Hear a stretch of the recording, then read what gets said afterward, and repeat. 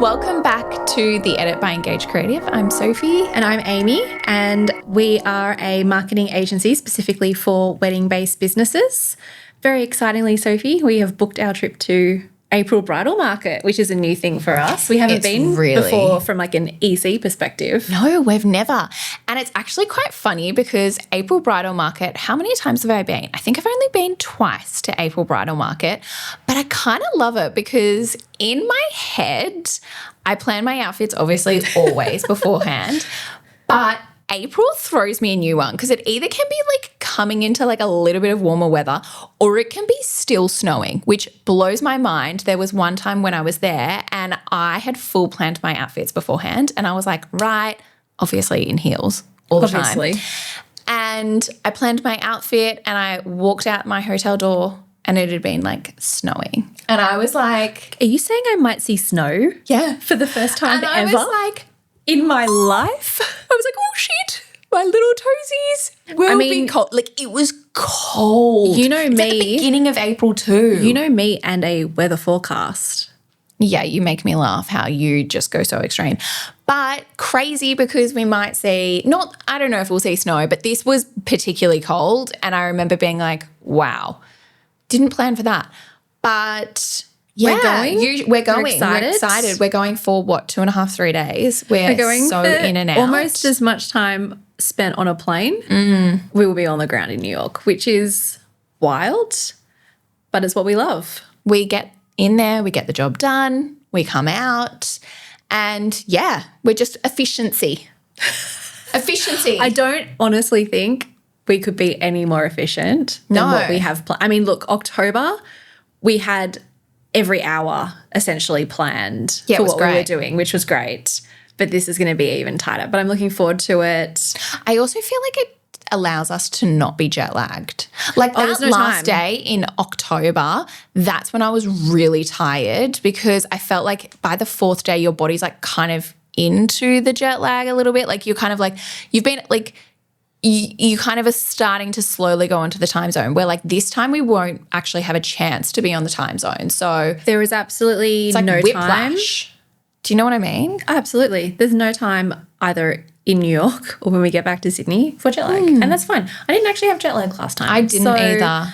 A little bit of sun, a little nap, which I know is easy for me to say because I don't have kids.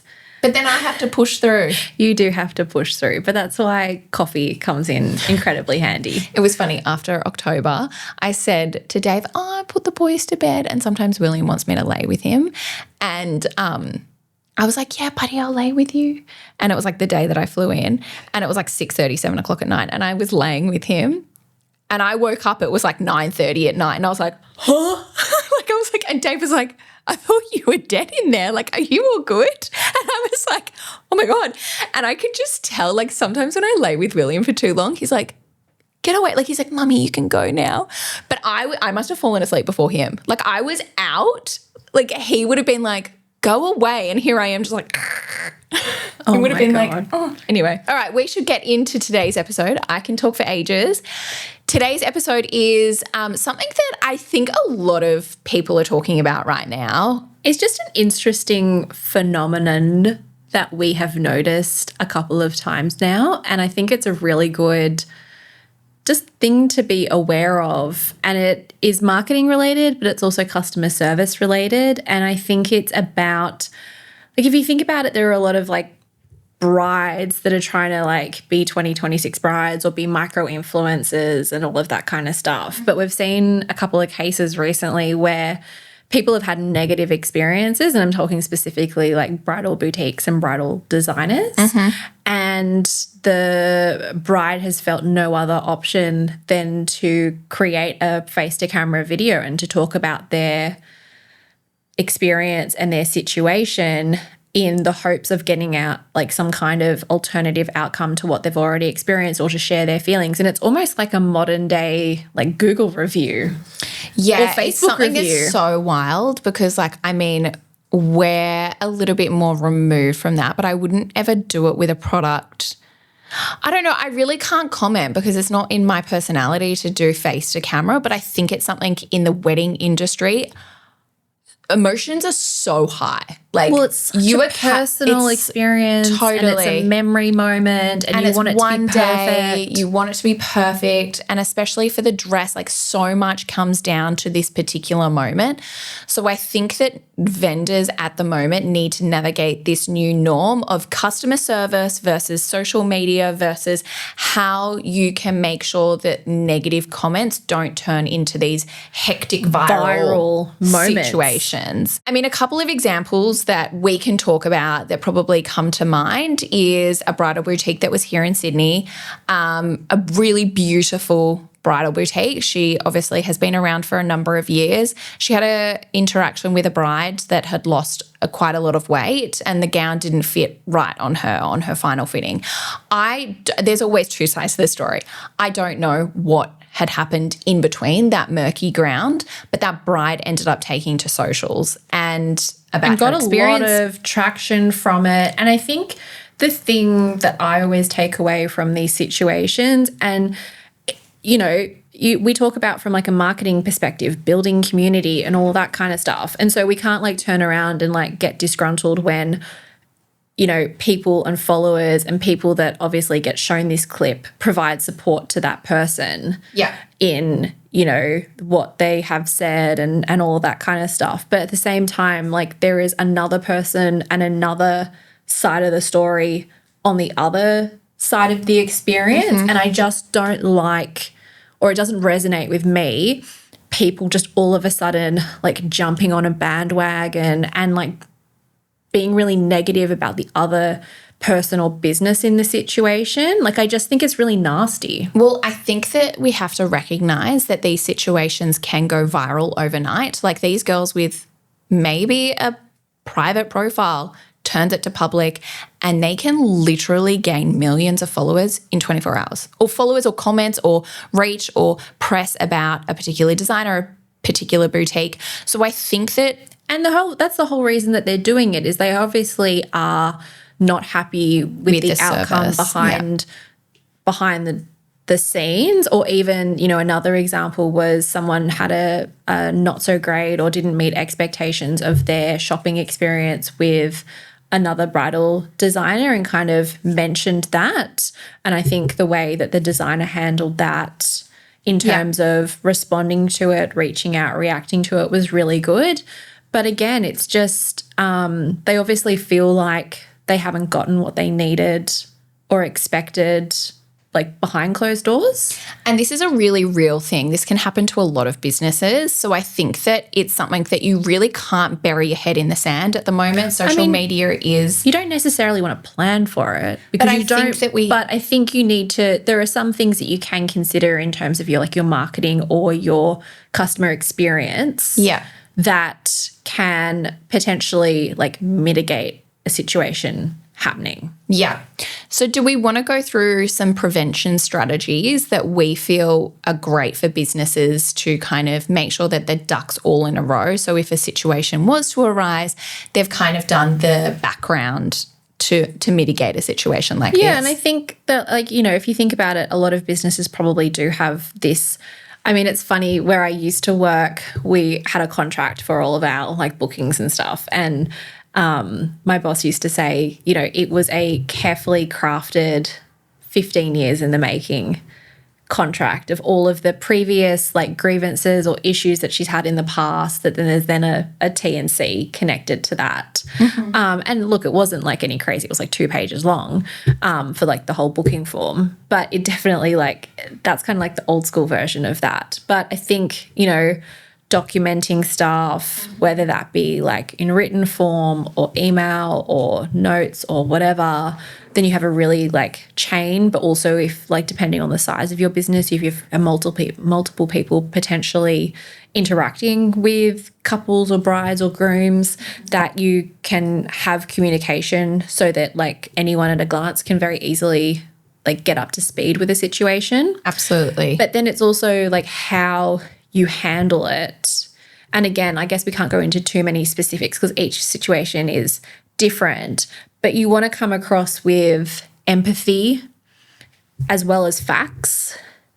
And I think documenting everything helps support that with photos, with emails, making sure that you kind of have a customer journey experience with all of your, like in the back end, notes, files, just making sure that everything is documented. yeah, but even with all of that, again, kind of going back to what we originally said, where it's a highly emotional Correct. like experience, you kind of have to take that into consideration as well. And I think the thing with any disgruntled people that are airing their grievances, the aim of the game is to get it resolved where both parties are happy, but you do it in a way that like is obviously hopefully like internal, like it's behind closed doors. It's not getting to a stage where someone feels like they need to create a video and blast it all across socials for people to ride that wave and pick up and gain virality.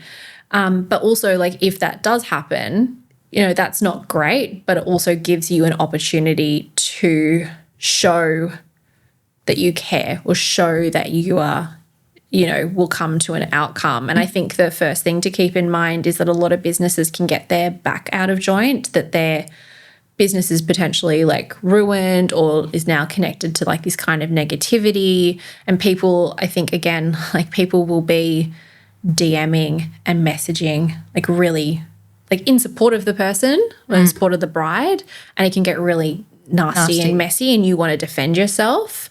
But I think, you know, taking some time and figuring out what the best scenario is. And I guess, you know, the other thing to keep in mind is what is the cost benefit of it? Like what is the situation? What are they wanting? Yeah. And what is going to be the cost benefit out of like working out how to resolve it. Yeah. But it is really challenging. And again, we're not saying that this is happening like every day of the week. It is very like dotted, but I have just noticed a trend. I have noticed the trend, and I just think it's something interesting that we need to talk about in terms of like crisis management or navigating this new experience where people review you in this format now. Absolutely.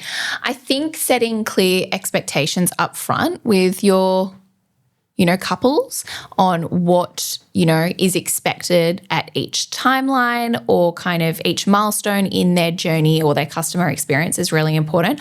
I think when I relate it back to EC that like I think our onboarding process is extremely fine-tuned, and I think that our clients really enjoy the milestones of, okay, we know week 1 is happening this, and week 2 is happening with this, and week 3 this is happening. And each month they will know that monthly meetings, this is obviously an example to EC, but I think that when we relate it to a business and how you can implement that to your clients, setting those clear expectations of what is happening at each milestone really starts to set clear expectations up front. I would agree. The thing I would layer on to that is that, again, you are in your business day in and day out. So you know the service, you know the offering, you know what's involved, but potentially like the person that you're working with doesn't. Yeah. They're not up to date with all the lingo or how you work or whatever. So obviously, yes, communicating the process. Yeah. But even say like with a bridal designer, being very, or boutique, like being very clear about the expectations on weight loss or customizations or changes, and whether that be like a fabric change or some kind of like customization like to a neckline or something, or if you're going to remove something or add something, like making sure, I don't want to say dumb it down, but making sure you're using language and explaining it in a way that the person isn't going to feel like they're missing a piece because they're not up to date with the jargon or the lingo. Absolutely. That's such a good point. All right. So just obviously following from that, what would be some things that we would,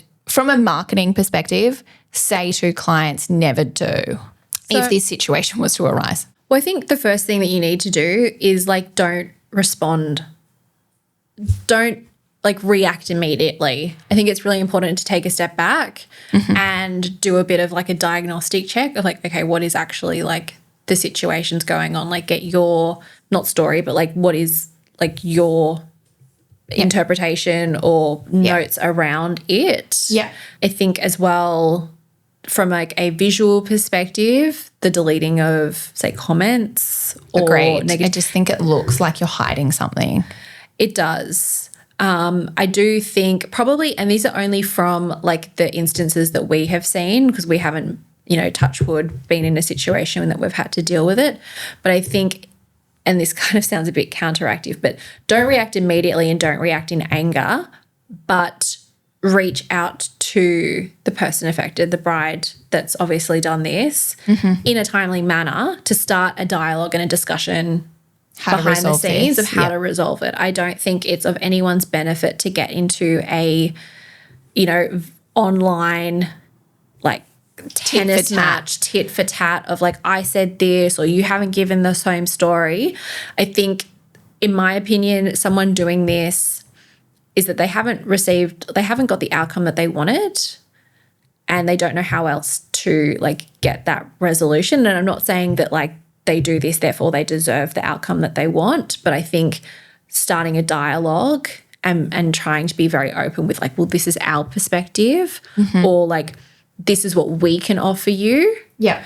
And trying to get to some kind of resolution in a timely manner without blowing the situation up. A hot head and coming like from it. Not posting screenshots, not trying to post tit for tat. Like those kind of getting bogged down in the weeds, I just don't think is beneficial for your business. Yeah. Would you agree? Yeah. Yes, I would agree. And then from like more of an operational standpoint, again, any kind of situation like this, I always like to reflect and go, okay, well, is there a system I can put in place? Is there a process? Is there a check that I need to do? And so really like kind of have a look at your business and look at the client experience that you're offering and, take this as an opportunity to improve, how you work and how you interact with them to hopefully avoid something similar in the future.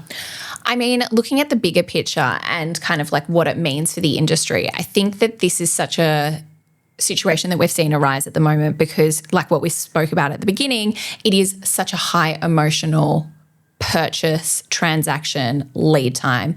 There's so much emotion behind someone's wedding day. So that's why it is, coming and these situations are completely exploding.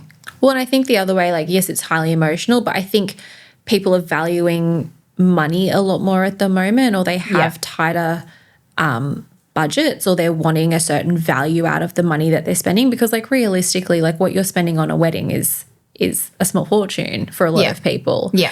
And so I think it's as much of a you want to get bang for your buck and return on investment as much as it is like the emotional connection and the memory, etc., that you have from that purchase, whether that be like a service or a product like a bridal dress.